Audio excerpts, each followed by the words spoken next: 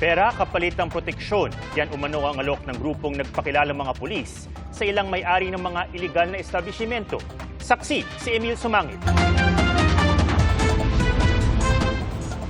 Isang grupo ng umano'y mga nagpapakilalang pulis ang minomonitor ng PNP Internal Affairs Service. Nag-iikot daw sa iba't ibang mga establishmentong iligal ang operasyon ng negosyo sa loob at labas ng Metro Manila at hinihingan ng pera ang mga may-ari kapalit ng proteksyon. Ang intelligence report kasi na dumating sa amin ay ito daw mga tao na to nagpapanggap na opisyal, mataas na opisyal ng PNP IAS. So sinasabi tao namin.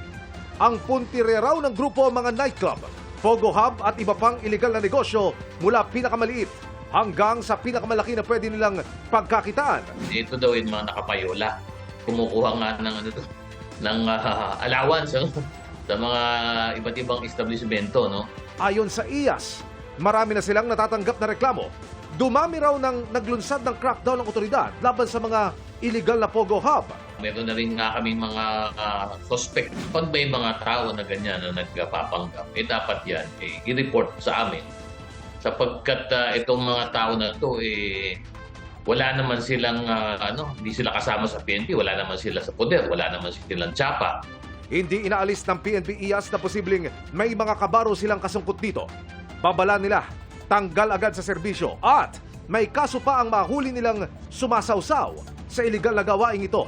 Para sa GMA Integrated News, Emil Sumangil, ang inyong saksi. Mga kapuso, sama-sama tayong maging saksi. Mag-subscribe sa GMA Integrated News sa YouTube at para sa mga kapuso abroad, samahan niyo kami sa GMA Pinoy TV at sa www.gmanews.tv.